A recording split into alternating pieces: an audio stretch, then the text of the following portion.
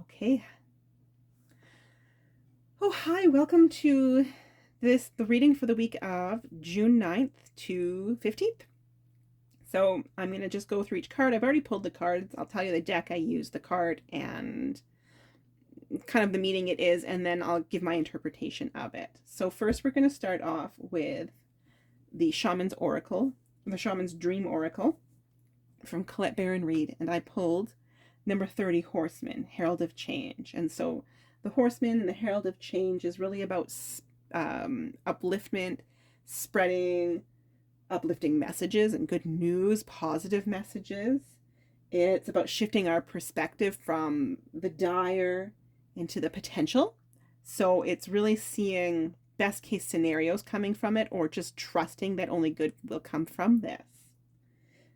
It's about proclaiming your victoriousness, and you can kind of see how she's on this horse, and it's spiking up into the air, which would suggest like this victory cry of exultant exuberance or some sort of positive outcome. You can see she's maybe got fire lit up in her heart. She's ready to go. And then it almost looks like there's some connection to possibly the moon in there as well. And then you can sort of see like the sun, right? It's like the sun and the moon. So there's a shift, there's a change coming. And it's really about walking the talk. It's about aligned action. It's shifting from those the world is ending messages to the world as we know it is ending, and something new and better and different's coming along. And then walking that talk. So how am I being different in this and with my shifted and changed perspective? And then the how maybe might come more to looking at the energy we get to embody this week under this underlying current of shifting, changing, and perspectives. And this one I pulled from the Light Seers Tarot, and this is 18, and it's the moon. And so interesting that there was a moon in the first one, moon in the second one. She's kind of almost coming down though, and potentially drowning in the water. There's some wolves howling, a black and a white one. So you're seeing the left and the right, masculine and feminine, maybe even. When we think of drowning, we can think of struggle. But then, maybe as kids, we learned that if you don't struggle when you're in the water and you relax, you actually become more buoyant. So it's releasing this struggle, but allowing the moon to whisper to you, right? We only ever see one side of the moon. So it's mystery. The moon could be mystery, intuition by trusting. So sometimes there's things we can't see, but that we deeply know. So really trusting in our intuition. In shadow, this could be fear, and it could be anxiety, confusion. Again, it could be also focusing on the dire versus the potential of a situation, because our fear might be blocking. So it's really asking you to release the struggle and to just go within and listen to your intuition whisper, and what solution wants to come, what perspective wants to be shown, what intuitive download wants to be shared with you. So again, while we're talking about perspectives here and shifting them, this is how we do it, right? We're going to be quiet, and we're going to listen to our voice and not somebody else's. That might mean turning off the media, unfortunately, and or fortunately. And then what are we nurturing? So how are we showing up in the highest form of the moon? We're going to nurture. I pulled, this one was from, it's number 14. It's Going Beyond Normal. And it's from Sacred Rebels by Elena Fairchild. And this is about seeing things from a different perspective. So it's really all about seeing things differently this week and being open and taking the time to do so. So it's daring to trust in a way that's not the way everyone else is going about it. It's trusting that we all have a unique way about going about things. And it's really integrating all your knowledge.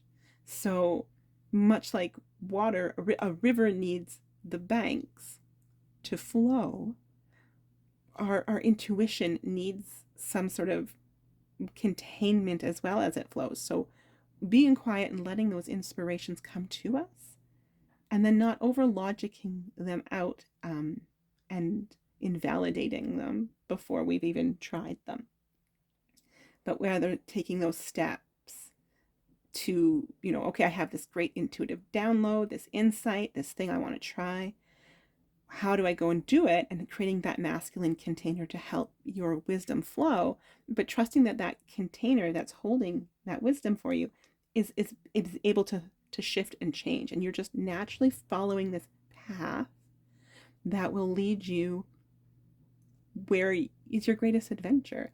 So you're really nurturing your ability to stay open to your intuition and your creativity.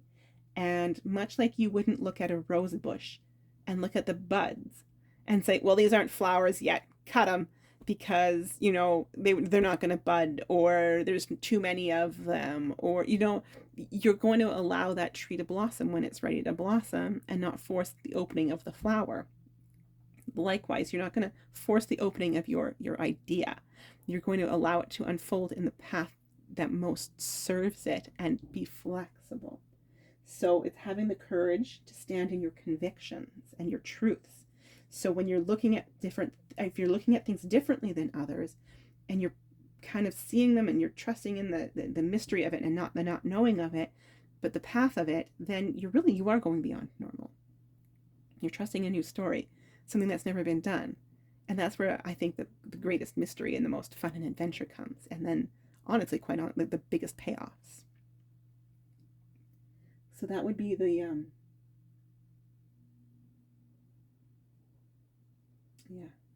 that would be the going beyond normal, and just really making sure that anything's coming from your heart as well. It all needs to flow through your heart. She can see she's got stuff here on her third eye. She's looking up. She's looking for divine guidance to come down. It's gold, it's divine. So, and it's the beautiful circle. And then finally, we have what's going to support us. And this is from Beyond Lemuria. And we pulled 53, Transformation. And this is really about self-nurturing and alone time. So as you're moving through all of these steps over here and all of these things are coming up, you're going to have a lot of feelings about those things. There's going to be a lot of social dissonance within your body, discord within your body, because it's going against maybe things that you've held true for you as a belief. And maybe it's even a value that's passed down to you from your family or your friends or your community, your workplace. You're really going to need to just take some time to be with yourself and honor whatever's going through you. All your feelings, allow them to just breathe through you. Don't attach to them. Don't make them mean anything. Just be aware of them and release them. The good and the bad, just all of it. Just, your bad feelings are just as fleeting as your good feelings, right? We ride this up and down wave.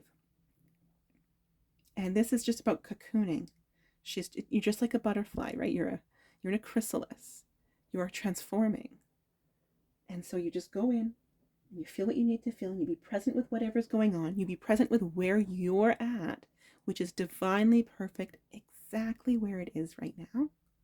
And you just nurture yourself. Give so much grace and compassion to yourself, and ease yourself. Don't rush anything. Nothing rushes in nature. Nothing rushes in nature, and neither do we, because we are nature. And so you're going to just allow it to happen. We're not going to create victim stories about how things are so bad for us or how we're not good enough. I am where I am. And that's perfect right where I am. And I'm no more than I did yesterday. And sometimes I don't. That's okay. Sometimes you're going to see that thing that you do from a new light. I just had that moment the other day, and I'm like, okay.